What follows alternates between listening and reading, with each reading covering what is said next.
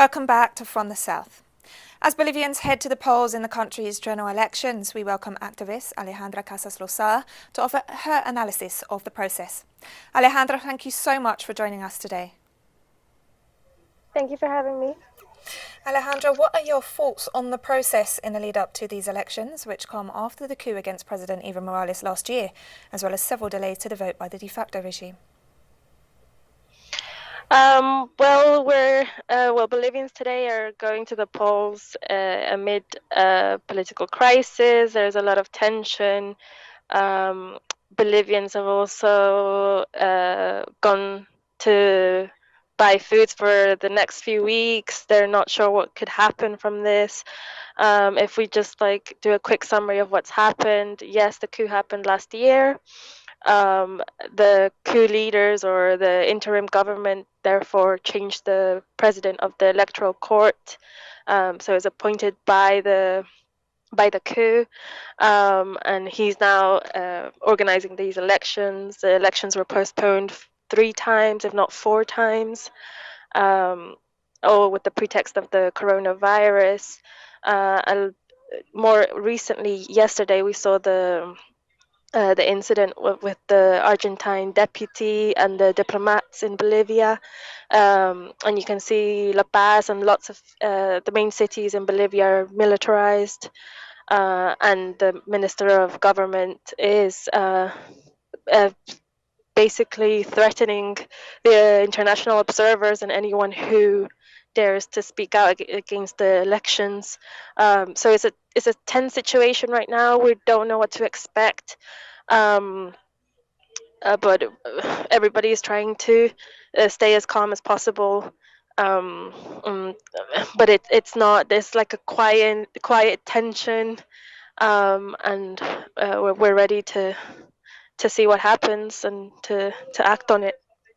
Alejandra, according to all of the polls, the movement towards socialism's candidate, presidential candidate and vice presidential candidates are set to win the elections and likely in the first round. What do you think the possible scenarios are in the context of the expected mass victory and the de facto regime's moves to cling on to power?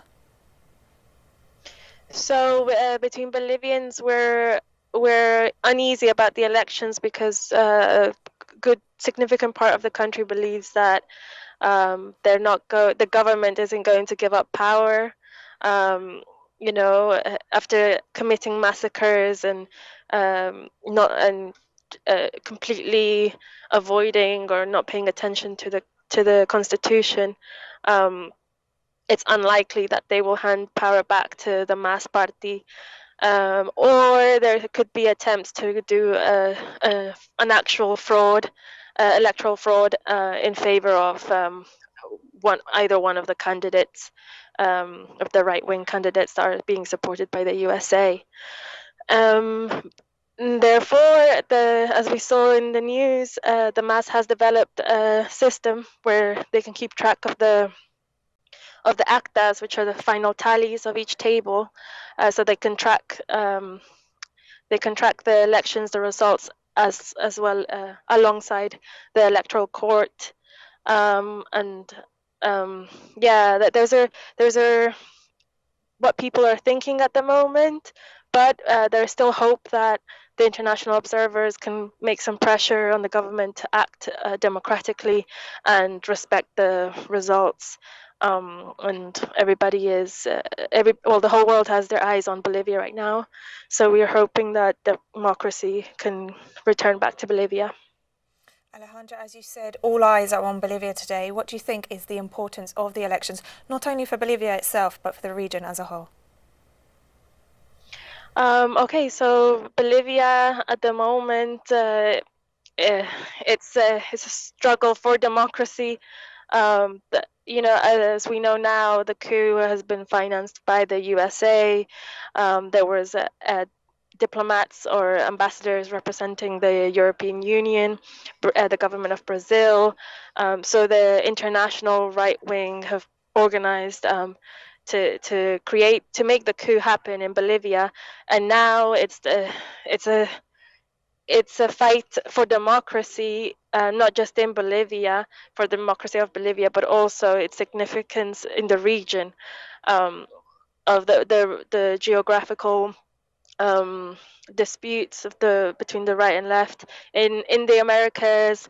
You know, you have the Lima Group on one side with support of the USA and the OAS, who constantly attack Venezuela or Nicaragua, and I guess Bolivia would have been in the same category.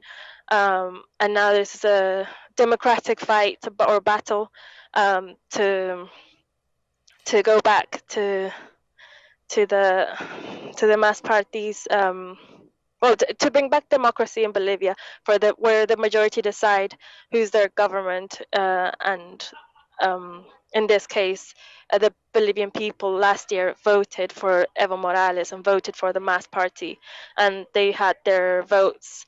Or they had their will denied, and here we are again a year after, and we're hoping this time our votes will be respected. Thank you so much for joining us today, Alejandra, and for offering your insight on these hugely important general elections in Bolivia. And we look forward to welcoming you to the show again. Thank you.